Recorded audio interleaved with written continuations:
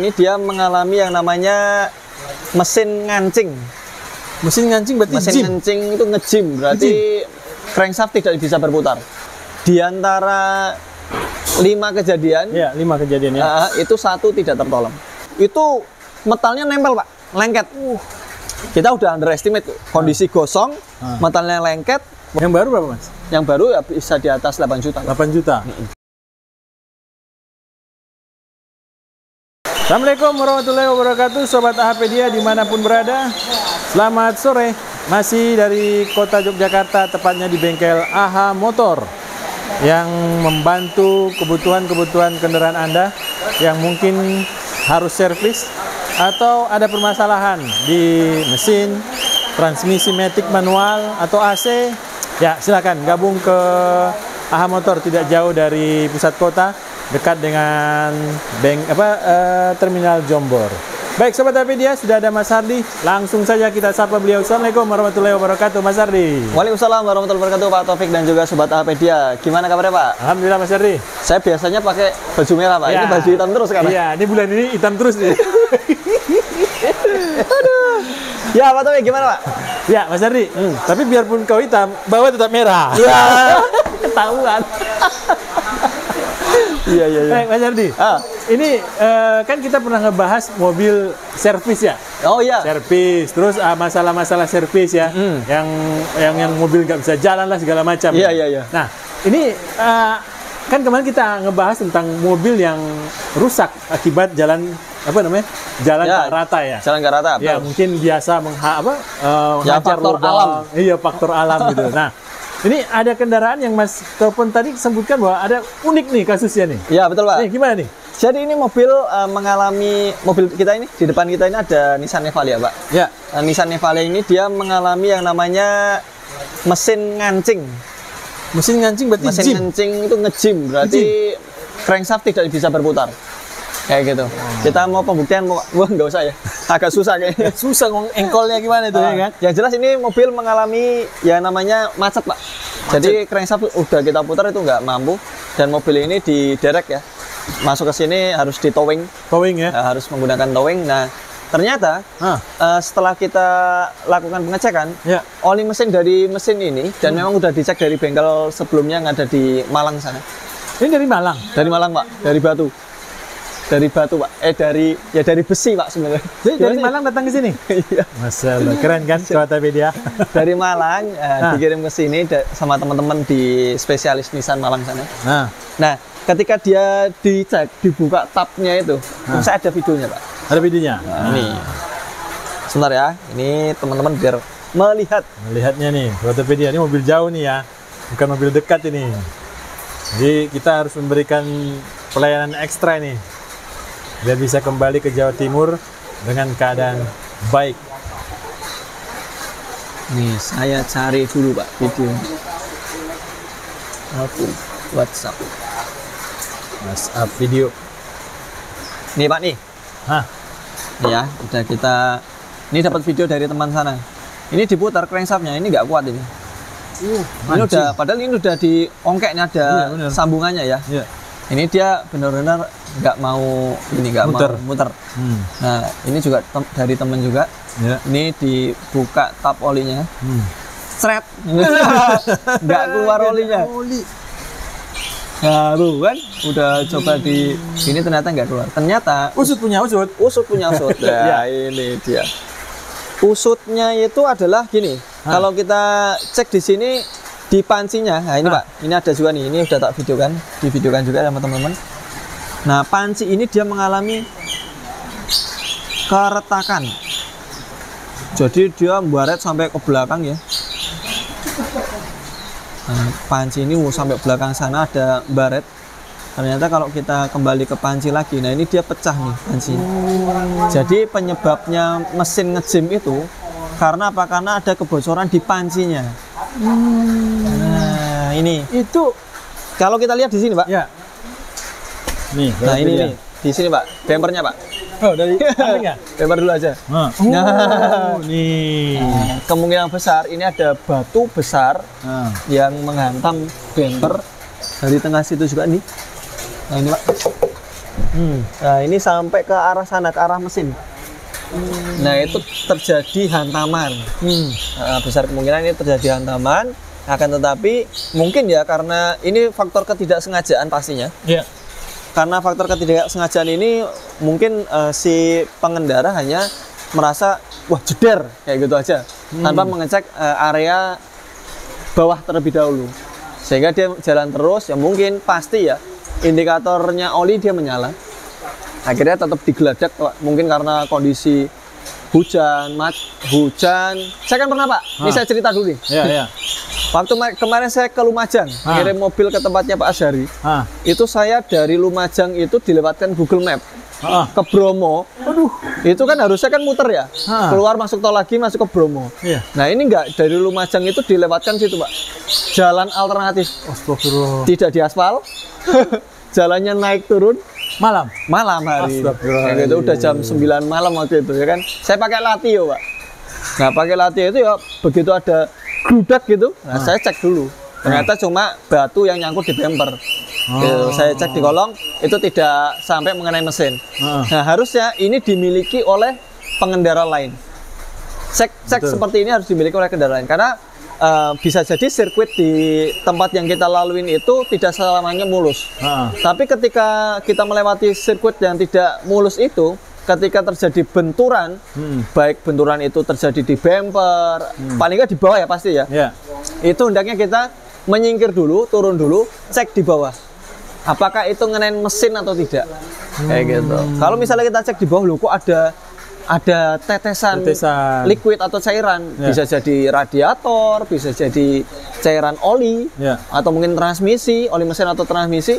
Nah itu sebaiknya dilakukan pengecekan dulu baru lakukan perjalanan. Kalau misalnya dilakukan pengecekan tidak terjadi kebocoran, tidak terjadi kerusakan di area mesin transmisi dan radiatornya, maka silakan jalan. Tapi kalau ada kerusakan di area tersebut, area-area fatal tersebut, maka jangan lanjutkan perjalanan. Sebaiknya telepon towing, kemudian gendong menggunakan towing. Supaya apa? Ini yang kita khawatirkan. Ketika mobil tersebut terjadi benturan, kemudian si pengemudi ya memang karena mungkin kondisi malam, mungkin kondisi gelap, akhirnya tidak mengecek terlebih dahulu bekas dari benturan itu mengenai apa, akhirnya digeladak. Yang terjadi adalah seperti ini, mesin bocor di pancinya, kemudian oli mesin kan lama-kelamaan meskipun hanya netes Pak, meskipun netes, meskipun dia tidak langsung habis itu, nah itu sebaiknya ditepikan dulu, dipastikan dia tidak ada rembesan. Gitu. Karena kalau sampai seperti ini netes, akhirnya mesin menjadi tidak ada pelumasan. Kalau udah mesin nggak ada pelumasan, tentunya akan mengakibatkan bunuh diri secara perlahan. Nah ini gitu. Soal cerita, saya juga cerita Mas. Kemarin pas pulang dari mudik, keluar dari tol dari Merak, dari kapal di tol Merak, pas tanjakan, ini agak pelan nih, di depan ada truk gitu kan ya. Nah saya di belakang truk, depan saya masih ada mobil satu. Tiba-tiba mobil yang di depan saya belok ke kanan, pindah jalur, tiba-tiba seret gitu kan. Nah, ada apa? Saya juga pas dia pindah rupanya udah ada balok Mas. Kayu di depan ya. Nah, kelihatannya kayu yang biasa dipakai untuk apa? Ganjel ya. Ganjel segala macam kan. Karena ini posisi lambat kan, saya pindah ke belakang juga. Mobil di belakang saya nggak awas gitu kan, nggak langsung ditabrak Mas. Saya lihat kaca spion, lompat Mas mobilnya. Lah, dia langsung minggir, nepi, dia ngecek. Itu seharusnya yang dilakukan. Itu yang harus dilakukan ya. Betul. Ketika kita terjadi benturan di depan mobil, maka jangan kita buru-buru melanjutkan. Kecuali memang tempatnya sepi. Iya ya. Takut begal. Itu udah ya pilihan pahitnya adalah digeladak Pak. Tapi kalau sekarang alhamdulillah kayaknya aman ya Pak. Aman ya. Jadi kalau melakukan perjalanan malam hari sebaiknya mengajak teman, jangan bersendirian. Kalau misalnya perjalanan di siang hari ya segera melakukan tepikan kendaraan, kemudian lakukan pengecekan seperti yang tadi dialami oleh pengendara di belakangnya Pak Taufik. Kayak gitu Pak. Baik Mas, kalau udah kayak gini, apa kemungkinan yang paling fatal misalkan dialami mobil ini? Apabila ini sudah terjadi, ini kita lakukan overhaul ini Pak, untuk overhaul mesin. Overhaul ya? Dengan estimasi penggantian crankshaft. Crankshaft? Iya. Kan kita pernah Pak, beberapa kali kita menemukan hal yang macet seperti ini. Itu adalah yang paling rentan terjadi kerusakan dan pasti terjadi kerusakan itu di crankshaftnya. Hanya saja crankshaft ini kan masih bisa di undersize. Undersize itu melakukan pengikisan sesuai dengan ketidakrataannya. Nanti diratakan, pengikisan tersebut biasanya kalau undersize yang maksimal itu yang untuk aman jarak jauh itu 100. Undersize 100. Tapi kalau udah lebih dari 100 bisa dibuatkan metal sendiri tapi tidak aman untuk perjalanan jauh. Biasanya perjalanan jauh nanti jadi ngolet crankshaftnya. Kalau udah ngolet nanti yang terjadi banyak fatal, bisa benturan terhadap ininya, setangnya. Wah, itu banyak kok yang fatal. Tapi selama dia masih di bawah 100 itu masih bisa dilakukan undersize. Nah, kenyataannya yang pernah kita dapetin dari macet ini itu crankshaftnya di antara 5 kejadian, 5 kejadian ya. Itu 1 tidak tertolong.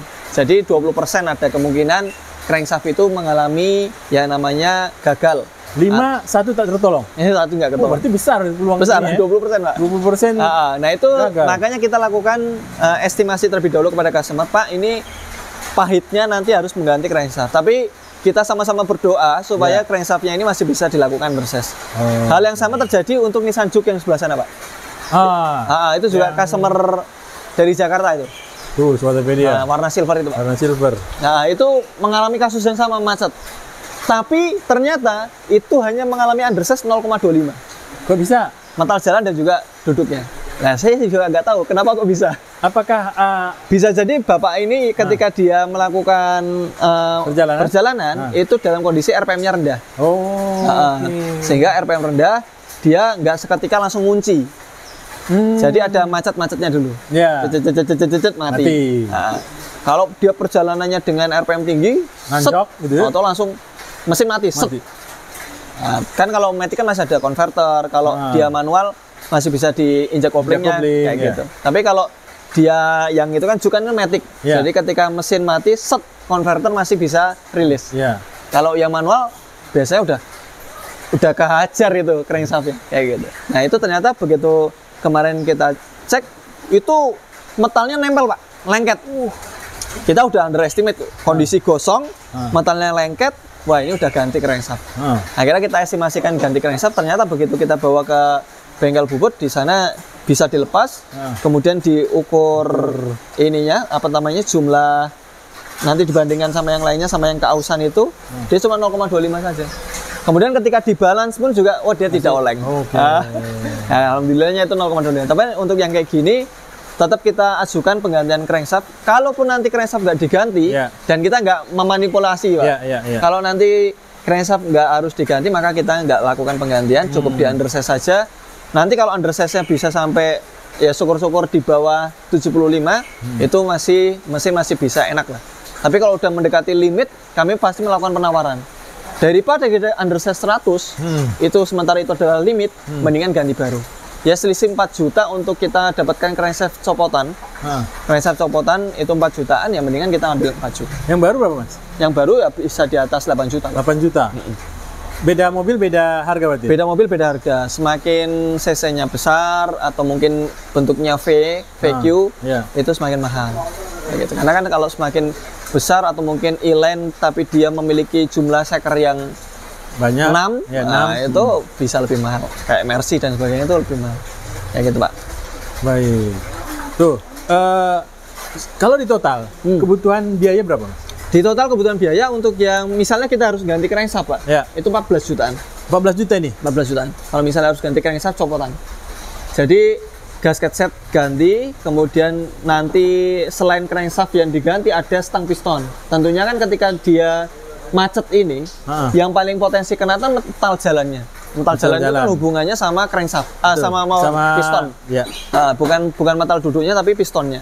Karena di lubang piston itu ada lubang-lubangnya, Pak. Betul. Ada lubang masanya. Nah, itu biasanya ketika pistonnya itu dia stangnya ngunci, itu mengakibatkan di antara lainnya masih ada tenaga dorongan, itu ngolet di stangnya itu biasanya. Nanti kalau stangnya bengkok, nah itu harus dilakukan penggantian. Nah, kalau untuk mobil yang di sebelah kanan kita, yang apa namanya? Nissan Juke. Nissan Juke. Itu habis berapa, Mas? Itu Nissan Juke sekitar 10 sampai 11 jutaan. Karena dia nggak ganti. Tapi dia stang pistonnya harus ganti. Stang piston ganti. Crankshaft nggak ganti, tapi stang piston ganti 1, nomor 3. Bisa masih berarti nggak harus ganti semua berarti? Nggak harus ganti semua. Jadi nanti kan sebenarnya tiap-tiap piston itu memiliki nomor, Pak. Tapi ketika kita udah membicarakan masalah alternatif, itu kan nomor kan nanti kan hubungannya sama grade. Grade itu didapat dari nomor rig yang ada di crankshaft dibandingkan dengan nomor rig yang ada di blok.